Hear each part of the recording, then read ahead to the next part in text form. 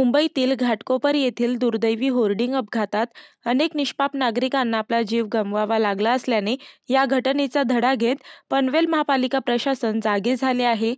पनवेलमध्ये पालिकेने अनधिकृत होर्डिंगबाबत सर्वेक्षण सुरू केले आहे.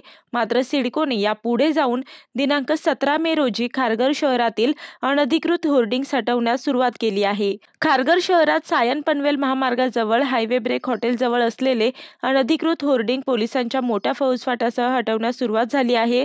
पनवेल महापालिका क्षेत्रात पालिकेने अवघ्या 87 होर्डिंग्सना परवानगी दिली आहे.